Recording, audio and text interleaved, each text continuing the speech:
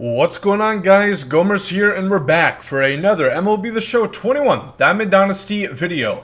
Some big news coming in today. We had a boss reveal for the 10th inning program. A lot of interesting stuff to, I guess, talk about with that and going forward with content. And, yeah, hopefully this game can find us some solace. Because who knows when we're going to get anything baseball related.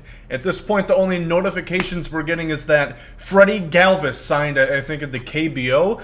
The hot stove has gone cold, and, you know, coincidentally, right in time, we have, like, our first snowfall of the year here in Minneapolis. I hate it. Life is piss poor right now, but leave a like down below, subscribe if you guys are new to the channel, as always, and let's get into this one. So, as you see by our good friend Healy here, on the live stream that they had today for the Fall Championship, which, if it couldn't get any more telling of how this game has went, in the finals, the first game, there was a freeze-off in a $15,000 championship game on the grand stage. Very, very ironic, I guess you would say. But they also did reveal at least a picture for a promo of 99 Albert Pujols. And as Healy says right here, it's the only boss that we're going to see in the 10th inning program, which leads me to believe that we're still getting some sort of content,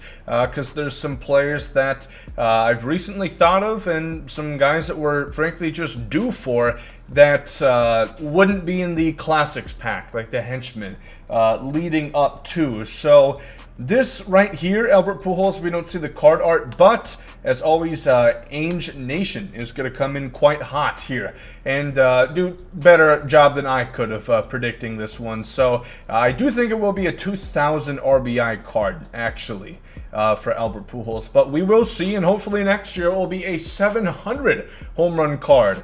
He had a home run in, what is it, the Dominican League? Or something. He had a home run. Quite cool to see at the age of 90. But this card looks realistic. If this came out in the game, I'd be like, yep, it seems legit. My eyes don't deceive me here. 116, 119 contact is on brand. 120 power, 122 power against lefties, respectively, seems pretty fucking juiced. For a guy who did not juice, unlike, you know, some of his peers amongst his day. And then good feeling, 86 is going to play up to Diamond at first base at P5, which doesn't really matter. He's going to do as good a job as any just parallel zero. Then also eligibility of third base and third base, if you were to look at the speed right here. Not left field, that's for damn sure. Yeah, I think this card would be quite good. Now, of course, he has the auto shift, which, you know, is a nuisance, no doubt. But he is one of the best first basemen in the game and could also play a pretty damn good third base as well. So that's quite cool. I'm sorry, I'm checking. Jeff Passan is live tweeting. Hoping Tony Oliva gets inducted into the Hall of Fame today. That'd be pretty cool. So I'm waiting on that to see if that's going to be the case. But yeah, Pujols, that's going to be confirmed coming out on Friday.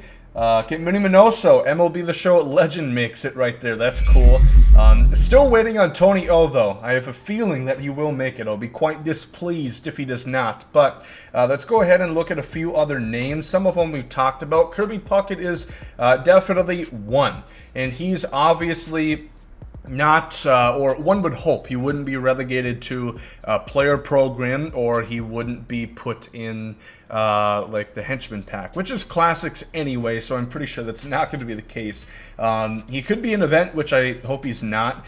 I guess what I'm saying here is they typically shit on event rewards and they shit on player programs. So while it would be, I guess, cheaper or easier, well, maybe not cheaper, I don't know exactly who's playing the events. That Cal Ripken Jr. is going to be more expensive than Trout at this point, just because nobody has him. Tony Oliva, Hall of Famer, let's go. Big fan. Minnesotan, that's a large portion of the reason why I care, but hell of a baseball player for the Twins in the 60s and the 70s, I do believe, so that's pretty cool. But Kirby Puckett, high contact fielding, more like in the 90s.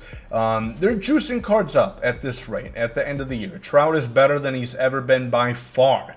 So Kirby Puckett, probably diamond defense to start in center field, 90 plus arm. Speed is more realistically going to be like 75. The power could be like 95 and 102. The hitting stats, I think, I have pretty much on par. I think that's about what they're going to look like right there for Kirby Puckett. So hopefully we see a good iteration of him. Andrew Jones, Hall of Famer, by the way, I believe. One of the best defenders ever. Hell of a player. I don't exactly see why he doesn't get so much Hall of Fame love, I suppose. But I would love to see, with that being said, a really good Andrew Jones card. Because he had a really good career. I know he never hit for a crazy batting average or whatever, but make a good milestone card of Andrew Jones. You know, something like that.